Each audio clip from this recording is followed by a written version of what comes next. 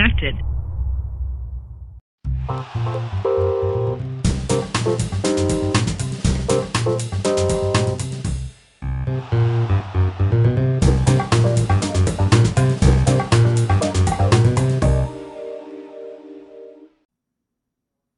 Alors voilà, nous voici en extérieur.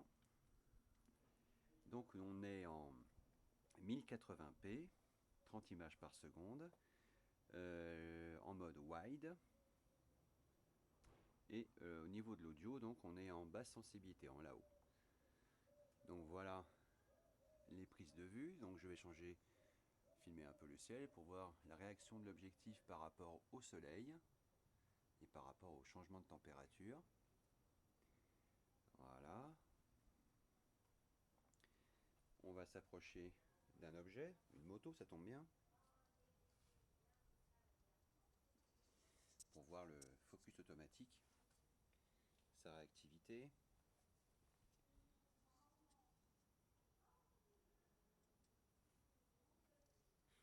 Voilà. Au niveau de la fluidité, là, en plus il y a des voisins, donc c'est bien.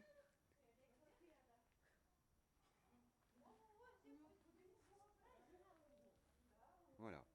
Maintenant on va se faire une prise de son. Alors, on va allumer le moteur et écouter le son du moteur.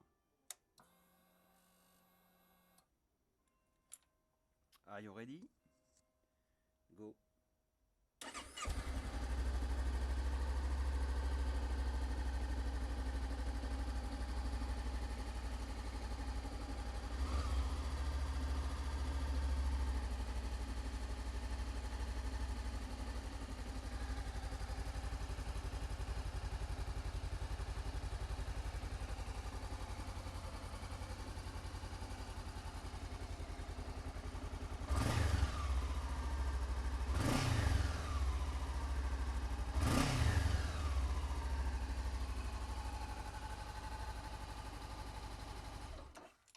Voilà, donc premier test.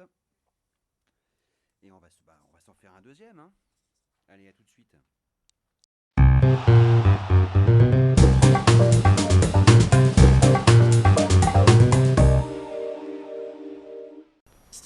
Donc voilà, on est revenu maintenant, donc on n'est plus en mode wide, on est en mode narrow, donc étroit. Donc on voit tout de suite la différence, bien sûr, au niveau déformation d'image, au niveau, bien sûr, largeur de la prise de vue, hein, parce que c'est un peu le but. Et au niveau audio, donc je parle au même niveau, il n'y a pas de trucage, je suis en mode sensibilité haute. Voilà, donc on va aussi refaire le test de changement de lumière, de luminosité. Donc là on se prend le soleil en pleine tête et on revient. On va zoomer, se rapprocher quelque chose pour voir quelle est la limite de l'objectif en termes de rapprochement de sujet. Donc là je découvrirai en même temps que vous pendant que je montrais ma vidéo. Voilà. Et maintenant on va se refaire un test audio, donc sensibilité haute. C'est parti.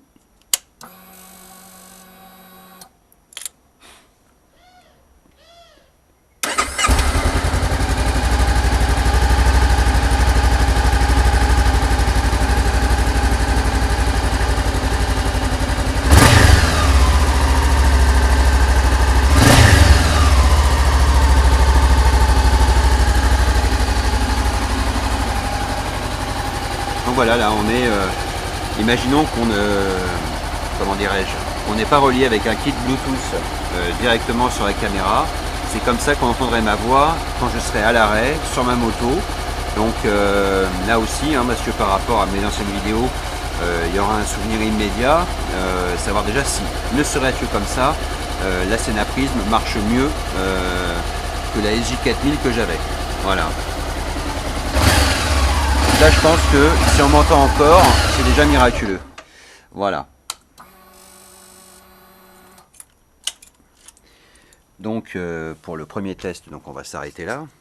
Et donc bien sûr j'ai utilisé l'application Sena pour changer les modes. Donc je peux vous dire que c'est ultra rapide, très pratique, ça peut même se faire directement depuis la moto quand vous roulez, vous rentrez dans le menu, à l'arrêt tranquillement, plutôt que tout démonter, chercher les petits boutons. C'est une application indispensable et Sena y a pensé. C'est super, vraiment pratique et j'aime beaucoup.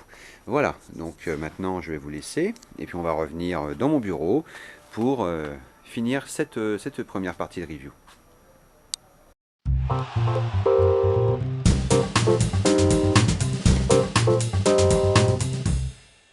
Voilà. Alors on va revenir sur le smartphone pairing par exemple pour vous montrer l'application. Alors voilà, donc c'est un smartphone sur Android. Pour info, c'est juste un HTC 820 Desire, super téléphone cela dit. Donc vous connectez bien sûr même pas d'avoir besoin du réseau, d'ailleurs je dis une bêtise. On branche simplement le Bluetooth. Voilà. Le Bluetooth est connecté, oui. Et donc,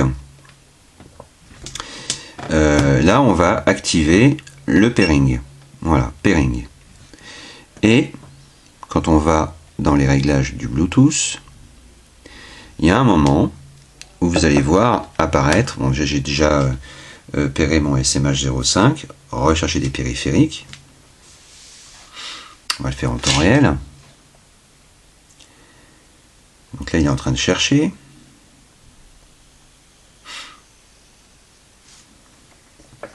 On voit bien que, vous voyez, il y a le petit message.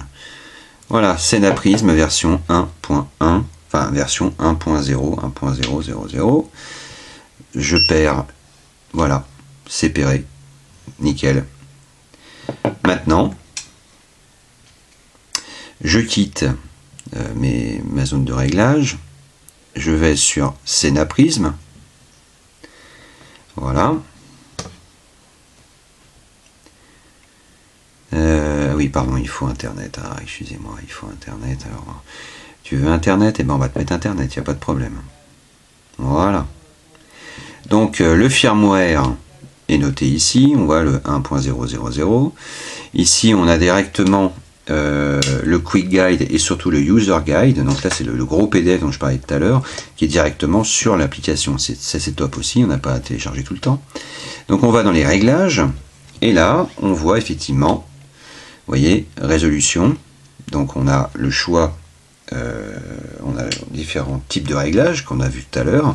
Donc 720p par 60 images, par 30 images, le 480p, le 1080p. Donc on fait OK. Field of view, bah, wide ou narrow. Voilà. Après le single shot résolution, donc là effectivement on a de 5 millions de pixels à 3,5 millions. Donc on va aller qui peut le plus, peut le moins. Allez hop, 5 millions, c'est parti. Number of shots, donc là réglage, 10, 5 et 3. Format vidéo, en mode photo, en mode vidéo, donc je choisis vidéo, voilà. Résolution pour le timelapse, ça c'est rien du timelapse, je n'avais pas précisé. Hein. Ouais, timelapse. Ensuite, upside down. Donc là on peut mettre date caption directement. Upside down, donc on inverse le sens de l'objectif. Et là, c'est les réglages les plus rapides qui sont assez accessibles directement ici. Donc, le gain du micro interne, soit on l'éteint, soit on met en basse sensibilité ou en haute sensibilité. Donc, j'avais dit tout à l'heure de mettre en basse. Bluetooth audio, c'est on. UHD mode, c'est on. Et le auto mute, donc quand on connecte un kit Bluetooth dessus, et ben automatiquement bien sûr, le micro interne de la caméra est coupé. Voilà. Alors side tone, je sais pas ce que c'est. Je suis désolé, je ne sais pas ce que c'est. Auto power off, c'est quand on veut faire quand on n'a plus beaucoup de batterie par exemple, ou qu'on veut couper quand on l'utilise pas au bout de 5 minutes, il n'y a qu'un seul réglage, c'est 5 minutes ou rien. Donc ce sera rien. Si on accepte, si on veut des bips ou si on veut pas de bips, si on veut que la LED soit éclairée ou pas. Donc la LED éclairée, je pense que ça va pomper sur la batterie, donc si vous voulez durer un peu plus longtemps, je préconise de la comment dirais-je, de la déconnecter. Alors j'y cours en même temps que vous, hein, l'application, vu que j'ai reçu la caméra aujourd'hui, qu'on ne peut pas avoir accès à l'application sans avoir de caméra, donc forcément je découvre l'application en même temps que vous. Donc le auto-synchro, je ne sais pas. Je ne sais pas. Ah oui, d'accord. C'est que si le Bluetooth est connecté sur votre téléphone, et que dès que votre caméra est activée, automatiquement elle se synchronise, mais surtout elle se synchronise aussi avec votre kit audio, à savoir votre intercom. Donc voilà pour l'application Sena, qui est bien sûr gratuite, téléchargeable sur le Play Store, et je trouve que c'est génial, surtout pour moi qui n'ai pas une super bonne vue de près. Le petit écran, c'est pas pratique pour moi, et l'application est géniale. Donc là on a quand même affaire à un produit hyper complet. On n'est pas volé, sincèrement, quand on voit le nombre d'accessoires, les possibilités de la caméra, la qualité des matériaux utilisés. Cette caméra est sortie il y a à peu près maintenant 1 an et demi. Elle était sortie à peu près 400$, donc 400 €. Le prix d'une Hero 3, hein, on va dire, grosso modo. Et sincèrement, en termes de... Là, je l'éteins. En termes de qualité perçue, je répète et je le redis, mais le poids de cette mini caméra est impressionnant et pour moi, c'est un gage de qualité. Vraiment, j'aime bien avoir quelque chose de consistant dans les mains et je le répète. Les accessoires sont superbes. Le boîtier étanche, bon bah c'est un boîtier étanche, de toute façon la forme est différente soit, mais je trouve que c'est là aussi c'est extrêmement qualitatif, des beaux et des bons matériaux, beaucoup de possibilités. Je suis stupéfait par la qualité perçue du produit. Donc pour l'instant bien sûr je n'ai pas encore filmé avec, mais je vais courir de ce pas le faire. Donc on va pouvoir faire après une petite comparaison avec des changements de lumière, intérieur et extérieur, prise de son avec comment dirais-je, la sensibilité basse, la sensibilité haute, le mode wide, le mode narrow. Tout ça, ça va être testé très rapidement. Je ferai des petites jingles de 15-30 secondes maximum pour qu'on puisse se rendre compte de toutes les qualités et éventuellement défauts de cette caméra. Donc je rappelle rapidement les petites, un petit bref sur les caractéristiques techniques. Donc c'est une technologie Bluetooth 4.0. Donc ça, je répète, ça permet de ne pas avoir de fil entre un micro, etc. Donc c'est top. Ça enregistre via le Bluetooth, bien entendu. On a un mode Ultra HD Voice, donc ça permet d'avoir une capture audio absolument géniale. Bien sûr, on peut avoir un système de télécommande à distance grâce à l'application Sena. Tous les systèmes sont en QRM, donc le Quick Release Mount en fait de Sena, donc ça c'est super bien aussi. Le boîtier étanche résiste à des profondeurs de 40 mètres. Donc nous en moto, si on est à 40 mètres de profondeur, c'est qu'on est mal. Mais moi je fais de la plongée sous-marine, donc je ne descends pas non plus à ces profondeurs-là. Je n'ai pas encore les compétences pour le faire. Mais c'est quand même agréable de se dire, bah, ma caméra, je peux plonger assez profondément avec et faire des magnifiques prises de vue dans de telles profondeurs. Donc ça c'est plutôt sympathique aussi. On peut utiliser la caméra pendant qu'on la charge. Le firmware est upgradable, ce que je vais faire bien sûr. Je sais qu'il y a une nouvelle version du firmware qui est sortie et je pense que ce sera donc un petit plus non négligeable. On peut enregistrer grâce à la batterie qui est une 1100 mAh, une batterie au lithium de 1100 mAh. On enregistre jusqu'à 2 heures d'enregistrement. Il y a donc une prise micro HDMI TV out, donc vers une télévision, mode photo jusqu'à 5 millions de pixels, on peut enregistrer en mode 1080p 30 fps, 720p 30 et 60 fps et 480p en 120 fps. Donc pour des ralentis, déjà le 120p 60 fps, c'est plutôt pas mal du tout. Et aussi pour les montages, si vous faites des vidéos un peu longues, le 720p se compresse et se met en ligne plus rapidement, même si j'ai une petite préférence à mettre que du 1080p. Voilà. Donc écoutez, je vais faire quelques petits tests en extérieur avec les différents modes donc de prise de vue, wide et narrow, le son aussi. Très simplement, je vais enregistrer mon pot d'échappement. Voilà, je vous laisse 30 secondes et je reviens.